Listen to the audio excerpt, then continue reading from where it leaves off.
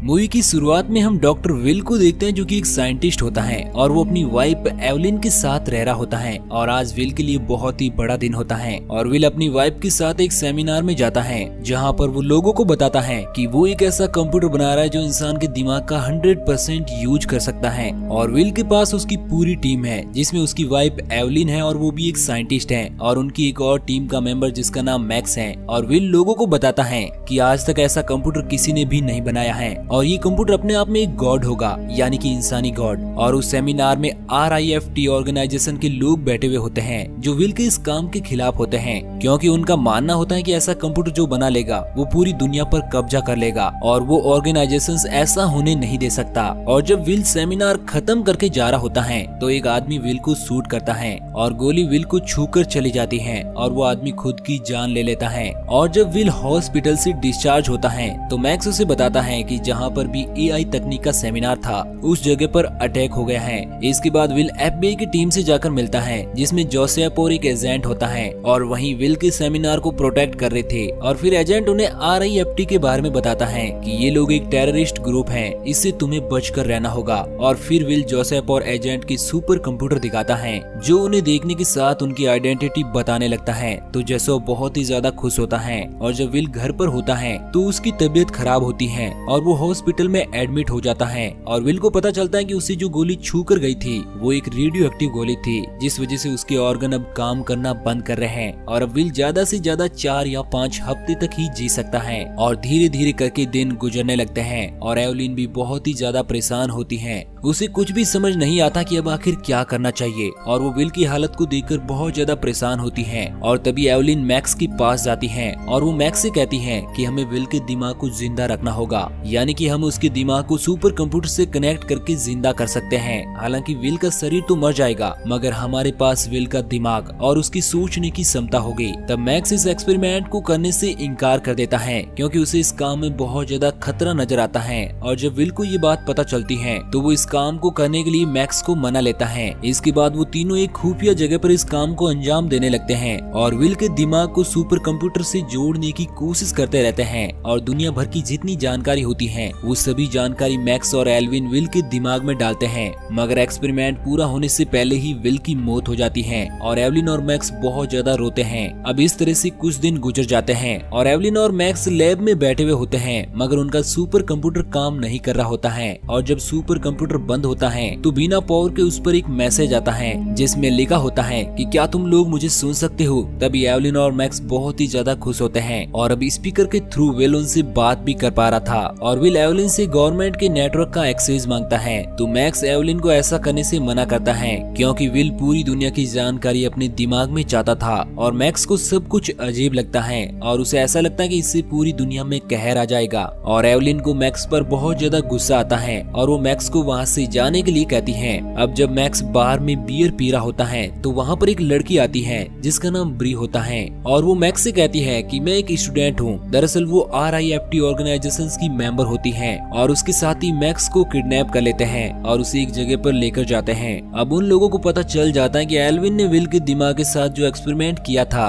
वो उसमें अब सफल हो चुके हैं और अब वो एवलिन पर अटैक करने जाते हैं। तब एवलिन उन्हें आते हुए देख लेती है और वो इंटरनेट से विल को कनेक्ट करती है और उसे पूरी दुनिया में ऑनलाइन कर देती है। जब वो ऑर्गेनाइजेशंस के लोग वहाँ पर आते हैं तो एवलिन सारा डाटा विल के दिमाग में डालकर वहाँ से चली जाती है और अब विल के पास दुनिया की सारी जानकारी होती है। और अब विल एवलिन को एक सेफ जगह पर जाने के लिए कहता है। इसके बाद FBI के सिस्टम पर सारे ऑर्गेनाइजेशंस के लोगों की जानकारी आने लगती है और उन्हें लगता है कि किसी ने उनके सिस्टम को हैक कर लिया है। तब जोसेफ कहता है कि कोई हमारी मदद कर रहा है। इसके बाद FBI एक एक करके सभी RIFT के लोगों को पकड़ने लगती है। जिसके बाद एवलिन मार्टिन नाम के एक आदमी के पास जाती है और वो उसे कहती है कि तुम चाहे जितना पैसा ले लो मगर मुझे एक बहुत बड़ा रिसर्च सेंटर बनाकर दो। और दूसरी ओर ब्री मैक्स को सोर्स कोड को बंद करने के लिए कहती है। तब मैक्स ब्री की मदद नहीं करता। इसके बाद 2 साल गुजर जाते हैं और एवलिन ने पूरा एक रिसर्च सेंटर बना लिया होता है और उसे ऑपरेट विल कर रहा होता है।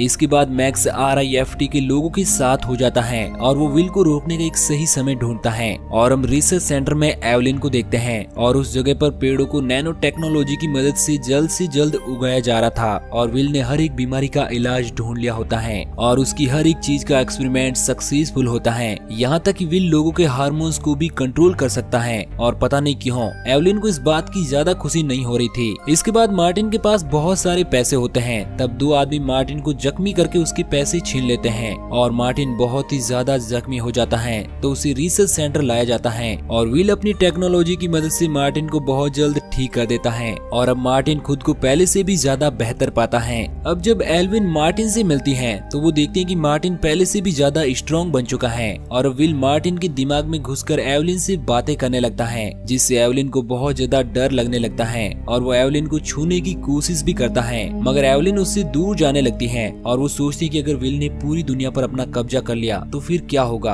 और रात में एवलिन को बार बार बुरे सपने आने लगते हैं। इधर मार्टिन ने अपने वीडियो को वायरल कर दिया था जिस वजह से RIFT और दुनिया के सभी लोगों को उस रिसर्च सेंटर के बारे में पता चल जाता है और विल एवलिन से कहता है कि हमारी ताकत को दुनिया नजरअंदाज नहीं कर सकती और अब वक्त आ चुका है कि हमें दुनिया को बताना होगा कि हम कितने ताकतवर हैं। और जब हर इंसान को इस रिसर्च सेंटर के बारे में पता चलेगा तो वो अपनी बीमारी के इलाज के लिए यहाँ पर जरूर आएगा। हालांकि एवलिन इस चीज को देखकर घबराने लगती है और विल जो कि एवलिन के हार्मोन्स को भी चेक करके पता करता है कि एवलिन अब उसका साथ नहीं देने वाली। और तभी वहाँ पर एजेंट और जोसेफ आते हैं जो एवलिन से मिलते हैं। एवलिन उन दोनों को सुपर कंप्यूटर विल से मिलाती है और वो दोनों विल को देखकर बहुत ही ज्यादा हैरान होते हैं और विल एक अंधे आदमी की आंख को ठीक करता है और अब विल हर किसी पर अपना कंट्रोल पाना चाहता था और ये बात जोसेफ समझ जाता है। जिसके बाद जोसेफ जाते जाते एक चिट्ठी एवलिन को देता है जिसमें लिखा होता है कि इस जगह को छोड़कर चले जाओ और फिर जोसेफ और एजेंट RIFT वाले लोगों के साथ मिल जाता है और वहाँ पर मैक्स भी मौजूद होता है। दरअसल उनसे मिलने का प्लान मैक्स ने ही बनाया था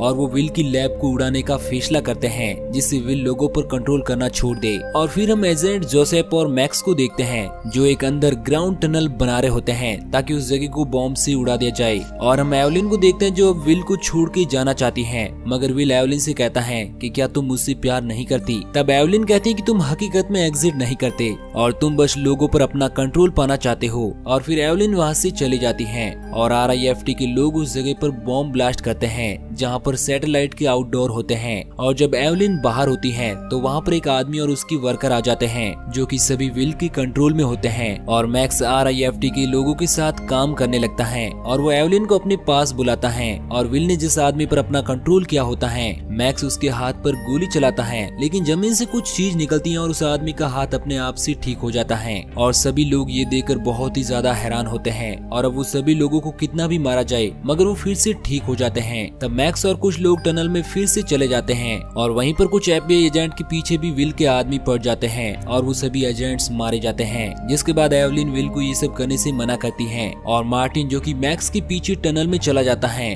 मगर उसे पकड़ लिया जाता है और मार्टिन का कनेक्शन विल से टूट जाता है और अब विल दुनिया के पूरे पॉपुलेशन को खत्म कर देता है जिससे दुनिया की सारी बीमारी चली जाती है और कोई भी इंसान बीमार नहीं होता। और वो एवलिन से कहता है कि ये एक इवोल्यूशन है और अब वो पृथ्वी पर इंसानों की नई जनरेशन को बसाएगा। और एवलिन ये सब देखकर बहुत ही ज्यादा हैरान हो जाती है और वो वहाँ से चली जाती है। जिसके बाद एवलिन एक होटल में होती है तो वहाँ पर FBI एजेंट आते हैं और वो एवलिन को अपने साथ ले जाते हैं और वहाँ पर जोसेफ पहले से मौजूद होता है और एवलिन जोसेफ की बातों को मानकर उनका साथ देने का फैसला करती है। और वहाँ पर मैक्स भी होता है और वो एवलिन को बताता है कि विल अननेचुरल तरीके से इस दुनिया के पॉपुलेशन को खत्म कर रहा है और अगर वो ऐसा करता रहा तो दुनिया में ऑर्गेनिक चीजें कुछ भी नहीं बचेगी। जिसके बाद मैक्स एवलिन को बताता है कि उसकी टीम ने एक ऐसा वायरस बनाया है जिससे वो विल के सुपर कंप्यूटर को बंद कर सकते हैं और हमेशा के लिए विल का सुपर कंप्यूटर डीएक्टिवेट हो जाएगा। तब एवलिन कहती है कि मैं इस वायरस को अपनी बॉडी में इंजेक्ट कर लेती हूँ और जब विल उसके दिमाग से कनेक्ट होगा तो विल का सोर्स कोड डिलीट हो जाएगा जिससे विल भी इस दुनिया से खत्म हो जाएगा। लेकिन ऐसा करने से दुनिया का इंटरनेट खत्म हो जाएगा क्योंकि विल ने पूरी दुनिया के इंटरनेट का एक्सेस अपने पास ले लिया होता है। और फिर एवलिन उस वायरस को खुद में इंजेक्ट करती है,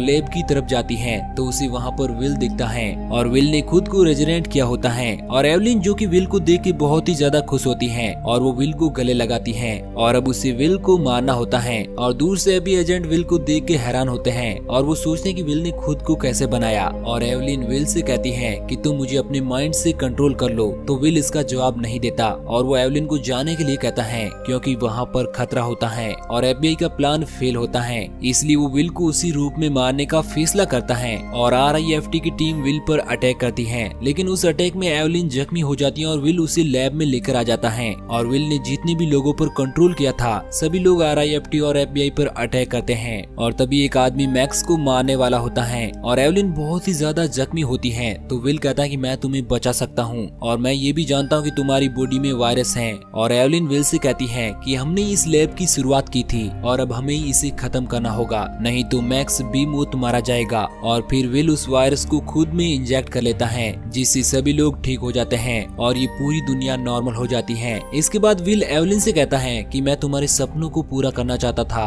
और तुम चाहती थी कि दुनिया का इकोसिस्टम ठीक हो जाए और इंसानों ने इसे खराब करके रखा होता है, क्योंकि विल इंसानियत का भला करना चाहता था। और ये बात एवलिन समझ जाती है और इसके बाद विल एवलिन से कहता है कि तुम हमारे गार्डन के बारे में सोचो। और फिर एवलिन और विल दोनों मर जाते हैं और उनकी मौत के साथ ही पूरी दुनिया की टेक्नोलॉजी खराब हो जाती है। और फिर हम 5 साल बाद का टाइम देखते हैं जहाँ पर मैक्स विल के घर पर जाता है और उसे 2 सूरजमुखी के फूल दिखते हैं और उनमें से पानी गिर रहा होता है जिससे जमीन साफ हो रही होती है। और मैक्स समझ जाता है कि सूरजमुखी के फूल के अंदर नैनो पार्टिकल्स हैं और उस फूल में एवलिन और विल का अंश है और वो जगह कॉपर के तारों से प्रोटेक्टेड होती है क्योंकि विल एवलिन के साथ उस बगीचे में रहना चाहता था। और इसी के साथ ये मूवी यहीं पर एंड हो जाती है। तो दोस्तों आपको ये कहानी कैसी लगी नीचे कमेंट करके जरूर बताना और वीडियो को अंत तक देखने के लिए आपका बहुत बहुत धन्यवाद।